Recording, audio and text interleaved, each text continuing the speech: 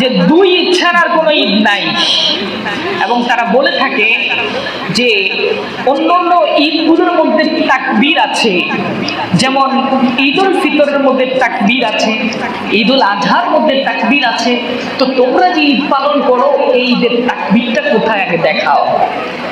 উদ্দেশ্য আর কিছু না, উদ্দেশ্য হচ্ছে ইমানদার থেকে, মুমিন মুসলমানদের থেকে রাসূল পাক সাল্লাল্লাহু আলাইহি সাল্লামের এই সম্মানগুলো তারা মুছে ফেলতে চায়। তারা মুমিন বান্দাদের থেকে এই রাসূল পাক সাল্লাল্লাহু আলাইহি সাল্লামকে দূরে রাখতে চায়। আপনারা বলুন যে দুই ঈদ ছাড়া আর কোনো ঈদ কি নাই? অবশ্যই আছে। দুই ঈদ ছাড়া আর কোনো ঈদ হাদিসে মোবারকের মধ্যে পাওয়া যায় না। আমরা বলছি আমরা পাচ্ছি, কিন্তু ওনারা পাচ্ছেন না। আসুন আমরা আমাদের আজকে গর্ব যে শুধু সারা বাংলাদেশ নয়, আজকে বাংলাদেশের মধ্যে রাষ্ট্রীয়ভাবে ঈদে মিলাদুন নবী পালিত হচ্ছে। বাইতুল মুকাররম মসজিদে 15 দিন ব্যাপী ঈদে মিলাদুন নবী সাল্লাল্লাহু আলাইহি সাল্লাম পালিত হচ্ছে। কাজেই আজকে একটি রাষ্ট্রীয় অনুষ্ঠান ঈদে মিলাদুন নবী। অতএব যারা ঈদে মিলাদুন নবীর বিরোধিতা করবে, নবী করিম সাল্লাল্লাহু আলাইহি সাল্লামের এই শুভ বেলাদত শরীফকে যারা অস্বীকার করবে তারা রাষ্ট্রবিরোধী। কি বলেন, ঠিক না? কারণ রাষ্ট্রীয়ভাবে যেটা গেজেট আকারে প্রকাশিত হয়েছে যে রাষ্ট্রের বিরুদ্ধাচরণ করলে ওই মানুষটা রাষ্ট্রের বিরোধী কাজ করে। কাজে আমরা আজকে দেখব দুই ঈদ ছাড়া আর কোনো ঈদ আছে কিনা। এবং তারা আরেকটি কথা বলে যে রাসূল পাক সাল্লাল্লাহু আলাইহি ওয়াসাল্লাম তিনি তো 12 রবিউল আউয়ালে পৃথিবী থেকে পর্দা করেছেন, তো তোমরা খুশি উদযাপন করো, ঈদ উদযাপন করো, তো তোমরা সুখহত হও না কেন? আসুন আমরা একটু চেষ্টা করি যে আসলে দুই ঈদ ছাড়া অন্য কোনো ঈদ আছে কিনা। ঈদ শব্দের অর্থ হচ্ছে খুশি, আনন্দ। আসুন মুআজামুল ওয়াসিত একটা অভিধান গ্রন্থ আছে, সেই অভিধানের মধ্যে আসছে যে ওয়াক্তুল বিলাদা, নবীর জন্মের সময়টাকে মিলাদ বলা হয়েছে। উমদাতুল কারীর ব্যাখ্যাকার যিনি ইমাম বুখারী রাহমাতুল্লাহি আলাইহির কিতাবকে তিনি ব্যাখ্যা করেছেন, তিনি বলছেন যে আসলুন আদুন ইয়াদু লিআন্নাহু ইয়াউদু কুল্লু সানা। ঈদকে ঈদ এই জন্য বলা হয় যে যেটা প্রতি বছর ফিরে আসে। আমরা খুশি হই আমাদের সন্তান যখন ভালো পাস করে A+ পাই, তখন আমরা খুশি হই। আমাদের যখন অনেক সময় আমাদের রাজনৈতিক নেতারা আগমন করে আমাদের সামনে, আমরা খুশি হই। আমাদের সন্তান পরীক্ষা ভালো রেজাল্ট করে, ডাক্তারি পাস করে, আমরা খুশি হই। তো এই খুশিটা কি? এই ওরা বলছে যে তোমরা যে ঈদ পালন করো এই ঈদের তাকবীর নাই। আমরা এটা শরীয় ঈদ হিসেবে পালন করি না, আমরা ঈদে মিলাদুন নবীটা শাব্দিক অর্থে পালন করি। যেমন আমার সন্তান যখন A+ পায় তখন আমি খুশি হই। বাংলাদেশের একটা সন্তান, আপনারা জেনে থাকবেন, হাফেজ তাকরিম যখন বিশ্ব জয়ী হয়ে হাফেজে কোরআন হয়ে সৌদি আরব থেকে যখন আসছিল, তখন তারা খুশি হয়ে 3-4 ঘন্টা ধরে কিয়াম করেছে, সেখানে দাঁড়িয়েছিল। শুধু তাই নয়, হাফেজ তাকরিম যখন আসছিল খোলা জিপের মধ্যে করে তাকে নিয়ে খুশি উদযাপন করেছে, তাকে নিয়ে র্যালি উদযাপন করেছে। তাহলে এটা তাদের জন্য একটা খুশি। তো আমরা বলতে চাই যে ঈদে মিলাদুন নবী যে আমরা ঈদ পালন করি সেটা কোনো শরীয়ত। আসসালামু আলাইকুম ওয়া রাহমাতুল্লাহি ওয়া বারাকাতুহু। ইন্নাল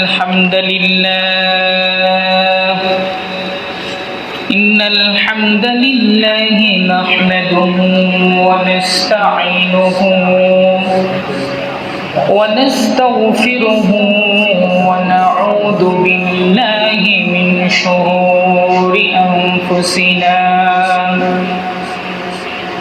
ومن سيئات أعمالنا من يهد الله فلا مضل له ومن يضلله فلا ونشهد أن لا إله إلا الله وحده لا شريك له ونشهد أن سيدنا ومولانا وحبيبنا وحبيب قلوبنا وأرواحنا ومولانا محمدا عبد الله ورسوله أما بعد فقد قال الله تعالى في كلامه المجيد والفرقانه الحميد أعوذ بالله من الشيطان الرجيم بسم الله الرحمن الرحيم اليوم أكملت لكم دينكم وأتممت عليكم نعمتي ورضيت لكم الإسلام دينا في شان حبيبه ومحبوبه مخبرا وآمرا إن الله وملائكته يصلون على النبي يا أيها الذين آمنوا صلوا عليه وسلموا تسليما اللهم صل على سيدنا مولانا محمد وعلى آل سيدنا مولانا محمد আরশের নিচে সিজদায় পড়ে কাঁদেবেন নবীজি যারে যার মাফ করে দাও হে আল্লাহ উম্মত আমার গুনাহগার আল্লাহুম্মা সাল্লি আলা مولانا محمد وعلى آله سيدنا مولانا محمد درود পড়ো হে মুমিন ওই নবীর উপর সারা জীবন পড়লে দরুদ শেষ হবে না জীবন ভর আল্লাহুম্মা সাল্লি আলা মাওলানা মুহাম্মদ ওয়া আলা আলি সাইয়্যিদিনা মাওলানা নসিবজার লেখায় আছে পরকালে জাহান্নাম করবে না সে নবীর দরুদ দিবে না নবীকে সালাম আল্লাহুম্মা সাল্লি আলা সাইয়্যিদিনা মাওলানা মুহাম্মদ ওয়া আলা আলি সাইয়্যিদিনা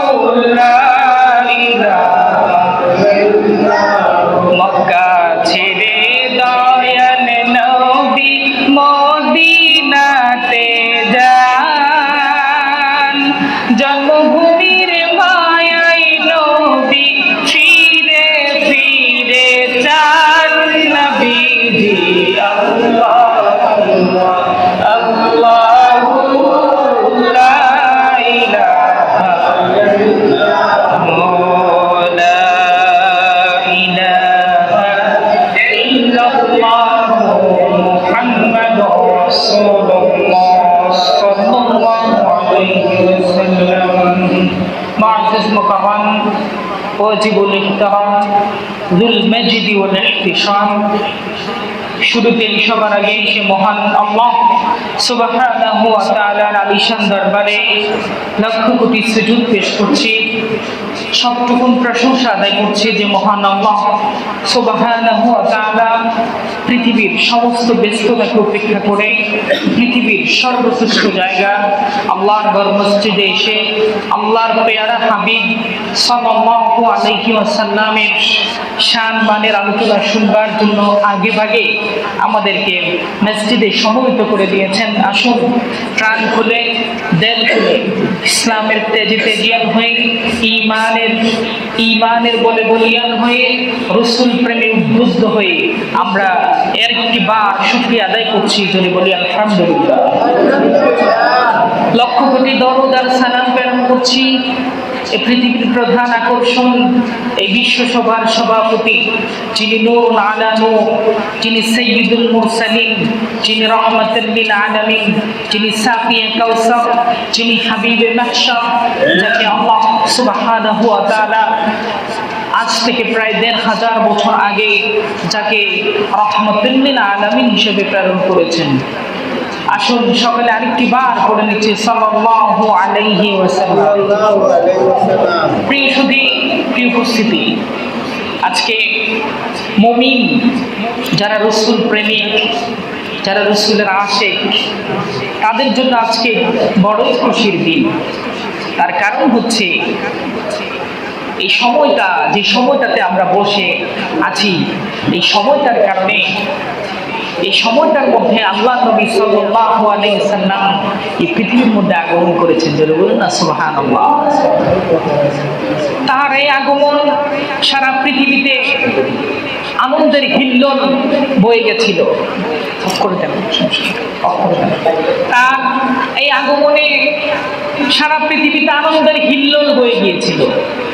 সারা পৃথিবীর মানুষগুলো আনন্দে আত্মহারা হয়ে গিয়েছিল। শুধুমাত্র একটা মানুষ, যে মানুষটা নবী করিম সাল্লাল্লাহু আলাইহি সাল্লামের আগমনকে সহ্য করতে পারে নাই, সে মানুষটা হচ্ছে শয়তান।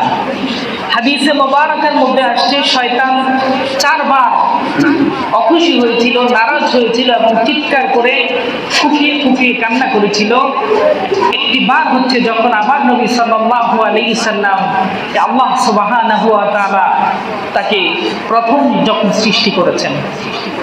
আমরা এমন এক নবীর আলোচনা শুনতে আসছি, আমরা এমন এক নবীর শানমানের উপর কথা শুনতে আসছি, যে নবীর মর্যাদা আল্লাহ সুবহানাহু ওয়া তাআলার পরে। যদি বলুন না সুবহানাল্লাহ। পৃথিবীর এমন কোন জবান নাই, পৃথিবীর এমন কোন কবি, পৃথিবীর এমন কোন সাহিত্যিক, পৃথিবীর এমন কোন কলামিস্টের জন্ম হয় নাই যে সাহিত্যিক নবীজির শান মান বলে শেষ করতে পারবে। আপনার আমার মতো একজন গোলামে রাসূলের দ্বারা কখনোই সারা জীবন ভর যদি রাসূলের শানমান আলোচনা করি, তাহলে রাসূলের শানমান আলোচনা করে কখনো শেষ করা যাবে না। আল্লাহ সুবহানাহু ওয়া তাআলা তার দোস্তকে কত ভালোবাসেন, তার প্যার হাবিবকে কত মহব্বত করেন। আল্লাহ সুবহানাহু ওয়া তাআলা তার পবিত্র নামের সাথে রাসূল পাক সাল্লাল্লাহু আলাইহি ওয়াসাল্লামের নাম মুবারককে তিনি যোগ করে দিয়েছেন।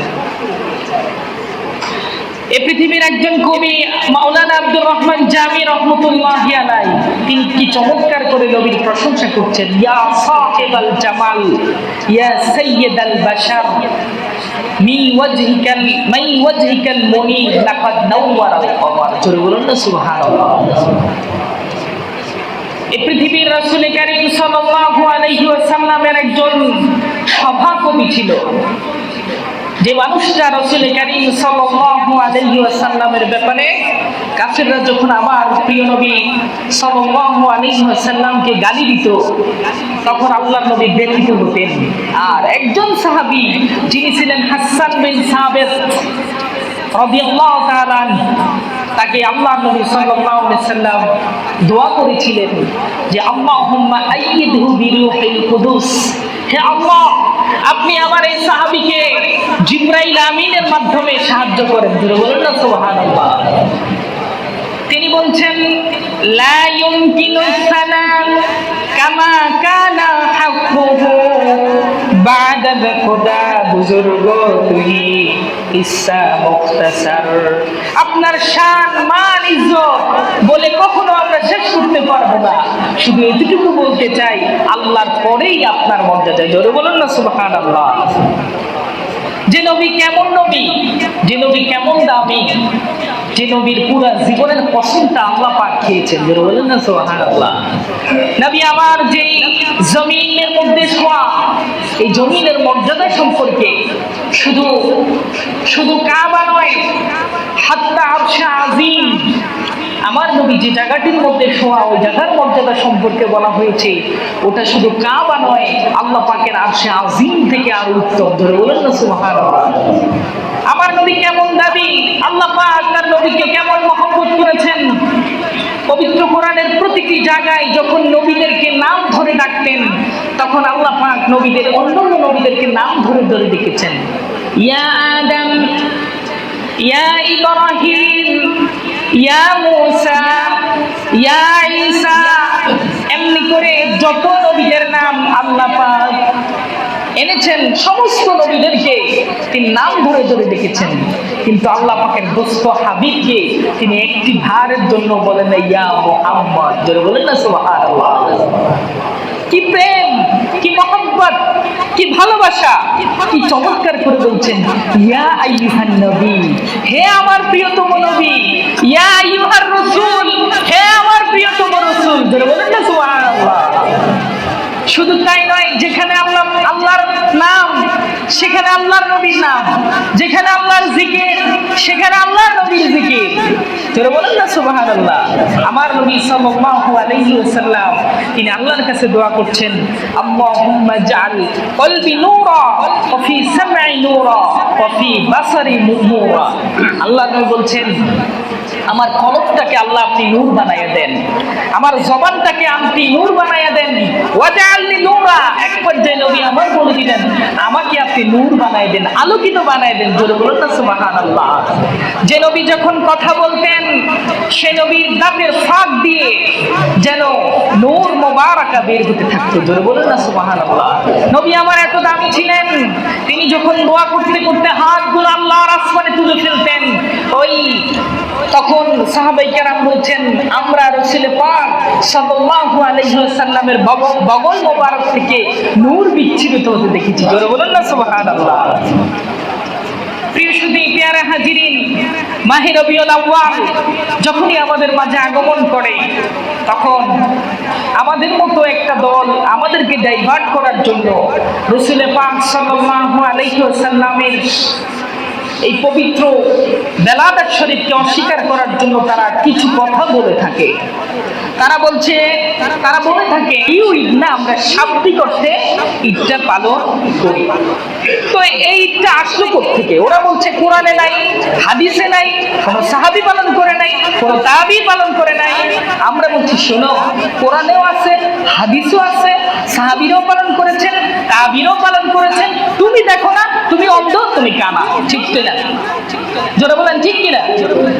আসুন, আল্লাহ পাক রব্বুল আলামিন সূরাতুল ইউনূসের ৫৮ নম্বর আয়াতে বলছেন, কুল বিফাদলিল্লাহি ওয়া বিরহমাতিহি ফাবিযালিকা ফালইফরাহু হুয়া খায়রুম মিম্মা ইয়াজমাউন।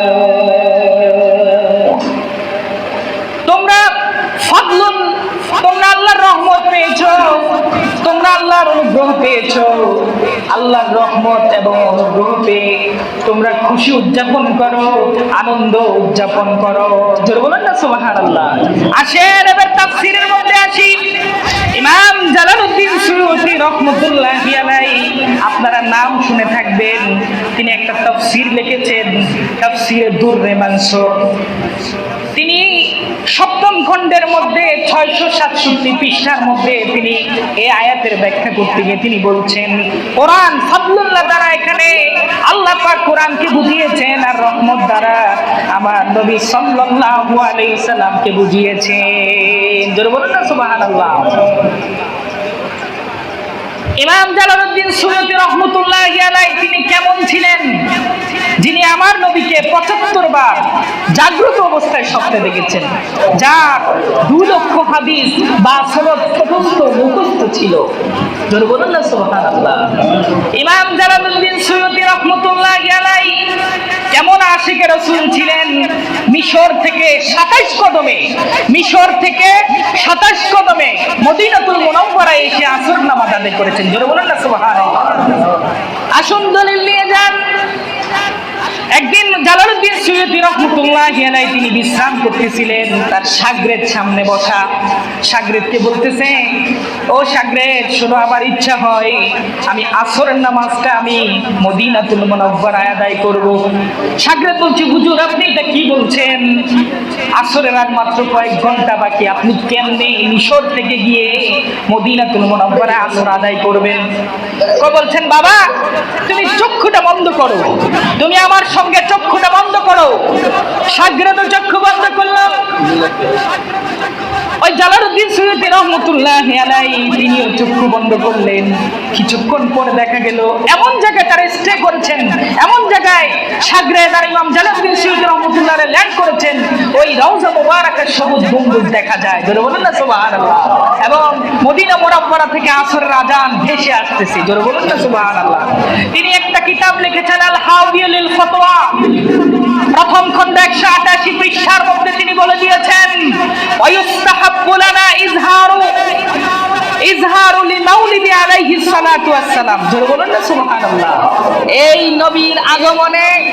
নবীর আগমনে খুশি হয়ে শুকরিয়া আদায় করা, উদযাপন করা, এটা আমাদের জন্য মুস্তাহাব। জোরে বলুন না সুবহানাল্লাহ।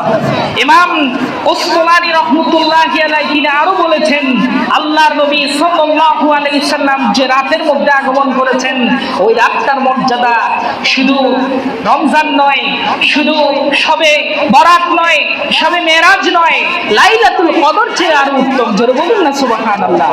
তিনি বলছেন, রমজান হতো না, লাইলাতুল কদর হতো না, শবে মেরাজ হতো না, যদি আমার নবীজি আগমন না করতেন। জোরে বলুন না সুবহানাল্লাহ। কাজেই আমার নবীর আগমনের কারণে আমরা লাইলাতুল কদর পেয়েছি, কোরআন পেয়েছি। অতএব যে নবী যে রাতের মধ্যে আগমন করেছেন, ওই নবীর মর্যাদা, ওই রাতের মর্যাদা লাইলাতুল কদরের চেয়ে উত্তম। জোরে বলুন না সুবহানাল্লাহ। এবার আসেন আমরা একটু যাই। ওরা বলছে ২ ঈদ ছাড়া আর কোনো ঈদ নাই, অথচ মুজামুল তাবারানির মধ্যে আল্লাহর নবী হাদিস নিয়ে আসছেন। ১৬০ নম্বর হাদিস, ১৯তম খণ্ড ৬৯ পৃষ্ঠার মধ্যে আল্লাহ নবী বলছেন, যাইয়িনু আয়াদাকুম বিতাকবীর। জোরে বলেন না সুবহানাল্লাহ। ঈদের বহুবচন হলো আয়াদ। ওরা বহুবচন খুঁজে পায় না, আমরা পেলাম। কি বলেন, পাইছি না? যে তোমরা তোমাদের ঈদগুলোকে তাকবীরের মাধ্যমে সৌন্দর্য মণ্ডিত করো।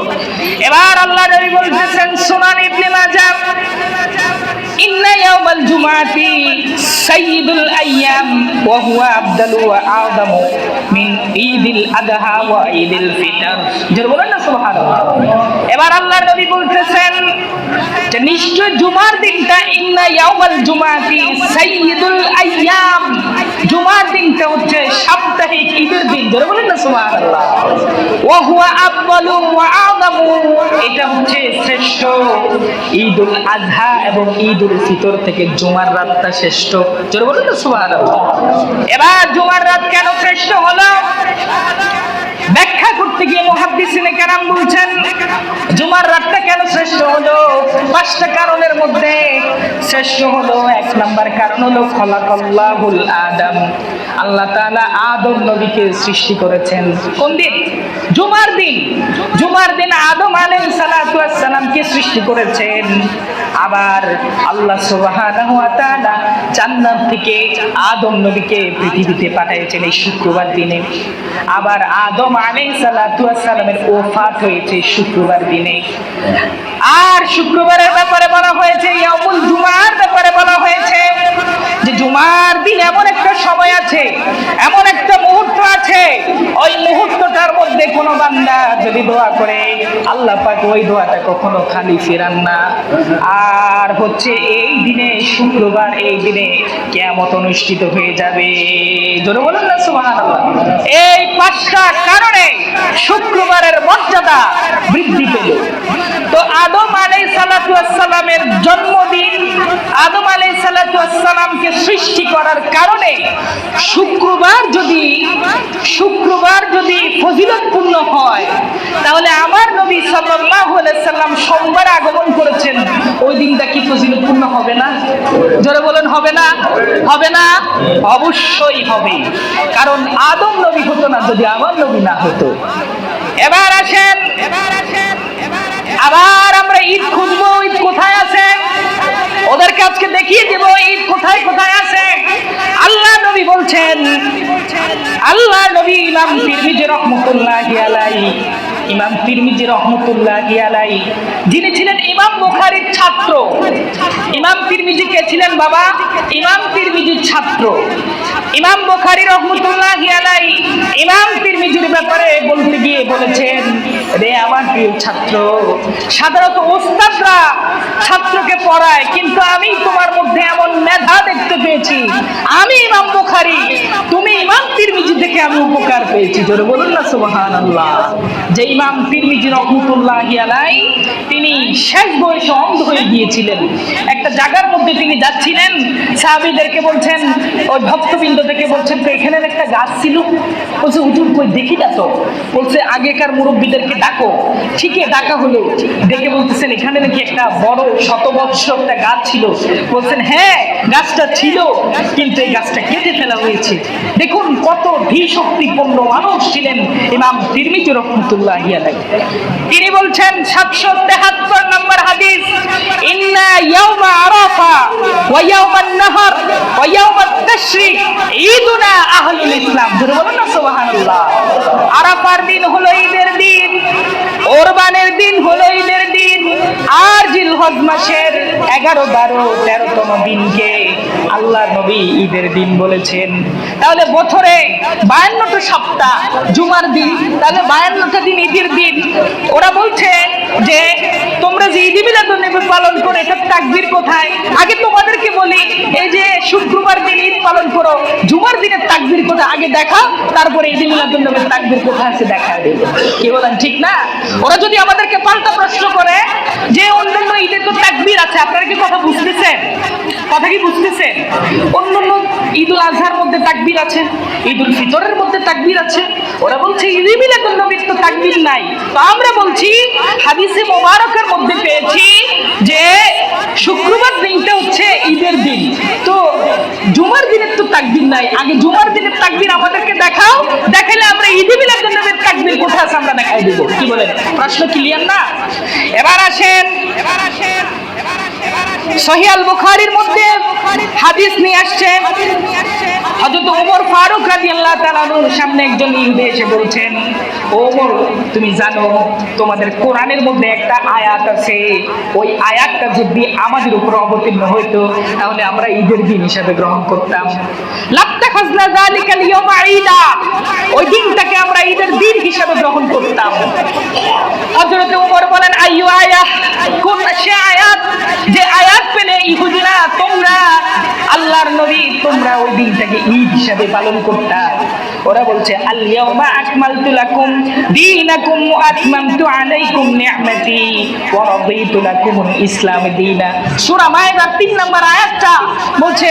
এবার হযরত ওমর ফারুক বলছেন, ওমা আমরা তো এটা জানি, আমরা তো অনেক আগে থেকে ঈদ পালন করে আসছি।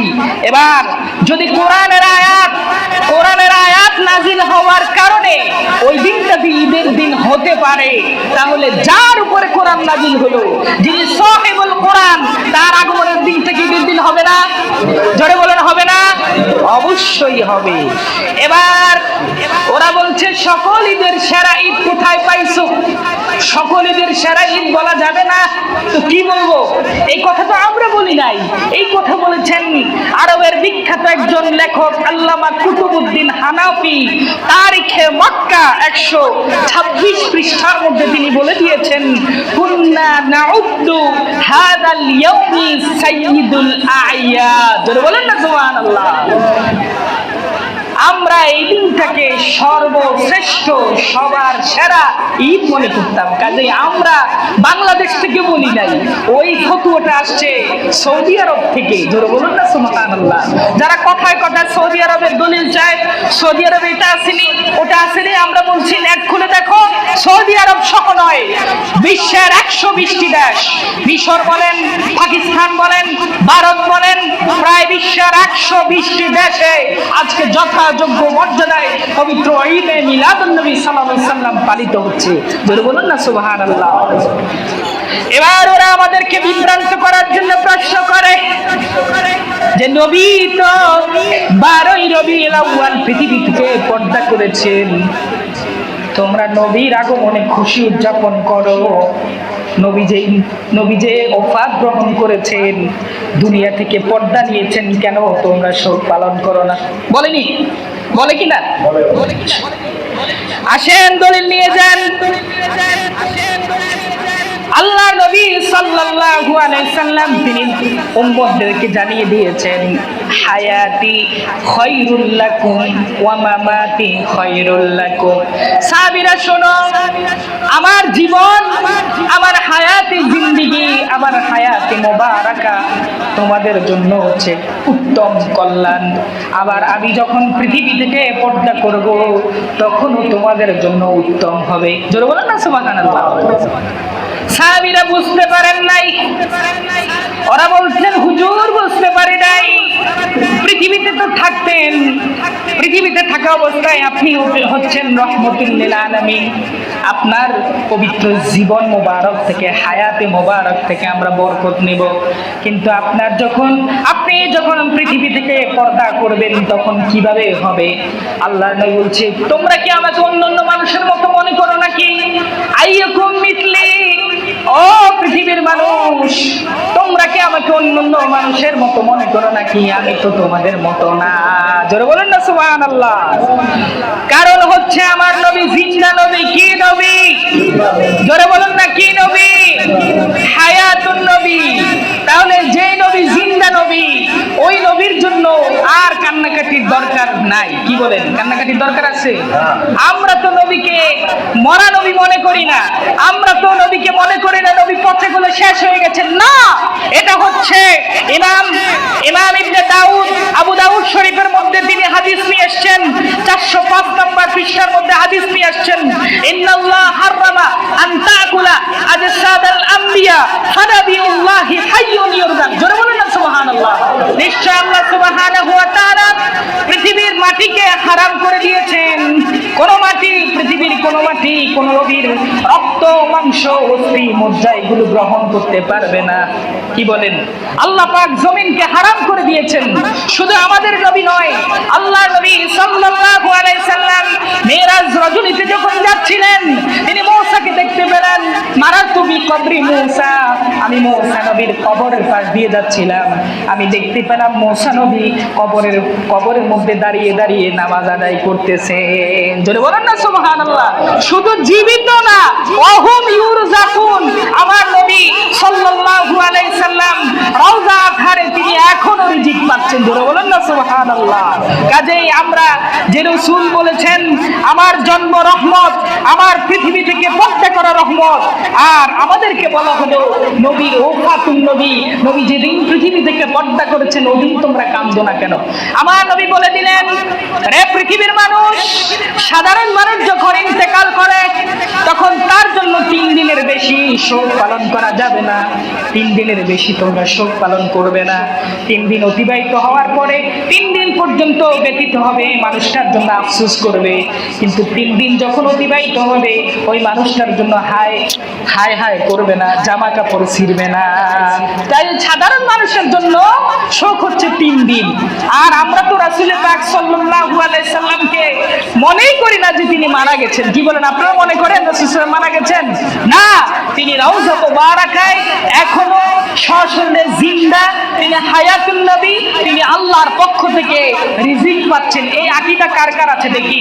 নারে তাকবীর, নারে রিসালাত, পবিত্র ঈদে মিলাদুন নবী সাল্লাল্লাহু আলাইহি সাল্লাম। এবার আসেন, কাজে রাসূল সাল্লাল্লাহু আলাইহি সাল্লাম ১৫০০ বছর আগে তিনি পৃথিবী থেকে পর্দা করেছেন। কাজে এখন আর নতুন করে রাসূল পাক সাল্লাল্লাহু আলাইহি সাল্লামকে নিয়ে শোক পালন করার কোনো দরকার নাই। আছে, কারণ আমরা তো রাসূলকে হৃদয় দিয়ে ভালোবাসি, হৃদয় উজাড় করে ভালোবাসি। কি বলেন, ঠিক না? আমরা রাসূলকে কখনো মনে করি না তিনি আমাদের থেকে নাই, তিনি আমাদের থেকে দূরে, বরং আমরা মনে করি রাসূল পাক সাল্লাল্লাহু আলাইহি সাল্লাম আমাদের অনেক অনেক কাছে। জোরে বলেন না সুবহানাল্লাহ। এবার আসেন, আল্লাহর নবী সাল্লাল্লাহু আলাইহি সাল্লাম জিবরাইল আমিনকে প্রশ্ন করেছেন, ভাই জিবরাইল আমিন তোমার বয়স কত? জিবরাইল আমিন বলছেন, হুজুর আমি তো জানি না আমার বয়স কত, তবে আমি এতটুকু বলতে পারি পৃথিবী সৃষ্টির পূর্বে একটা নূরানী তারকা আমি দেখতে পেলাম। এই তারকাটা আমি দেখতে পেয়েছি ৭০,০০০ পর পর এটা উঠতো। বলে না সুবহানাল্লাহ। এই ৭০,০০০ পর উদয়নটা আমি জিবরাইল আমিন আল্লাহর নবীকে বলছেন, এই ৭০,০০০ ধরে যেই তারকাটা উদীয়মান হতো, ৭০,০০০ বছর ধরে যেই তারকাটা ঝলমল করে জ্বলতো, ওই তারকার উদয়চল আমি দেখেছি ৭২,০০০ বার। জোরে বলুন না সুবহানাল্লাহ। এবার প্রিয় নবী রাসূল আরবি সাল্লাল্লাহু আলাইহি সাল্লাম তিনি বলেন, আল্লাহর ইজ্জতের কসম করে বলছি ওই তারকাটা আর কেউ ছিল না, ওই তারকাটা আমি নবী ছিলাম। জোরে বলুন না সুবহানাল্লাহ। কাজেই আজকে ঈদ ওদের কাছে ভালো লাগতো। ঈদুল ফিতরে আছে সাদাকাতুল ফিতর, আর ঈদুল আজহায় আছে চামড়া। যদি ঈদে মিলাদুন নবী সাল্লাল্লাহু আলাইহি সাল্লামের ফিতরা এবং চামড়ার ব্যবস্থা থাকতো, তাহলে ঈদটা ওদের জন্য জায়েজ হতো, ঠিক না? ঈদুল ফিতরে কি আছে? ফিতরা। আপনারা দেখেন না ফিতরা কালেকশন করে, ঈদুল আজহায় দেখেন না চামড়া কালেকশনের জন্য বের হয়ে যায়। তো ঈদে মিলাদুন নবী সাল্লাল্লাহু আলাইহি সাল্লাম ওদের কাছে জায়েজ হতো যদি ঈদুল ফিতর এবং ঈদুল আজহার মতো কি থাকতো? ফিতরা এবং চামড়ার ব্যবস্থা থাকতো।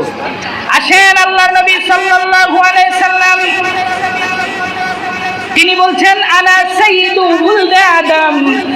কিয়ামতের ময়দানে যখন সমস্ত মানুষ পেরেশান হয়ে যাবে, লোকেরা হযরত আদম আলাইহিস সালাতু ওয়াস সালামের কাছে চলে যাবে, আদম নবীর কাছে গিয়ে বলবে, আপনি আমাদের জন্য একটু সুপারিশ করেন।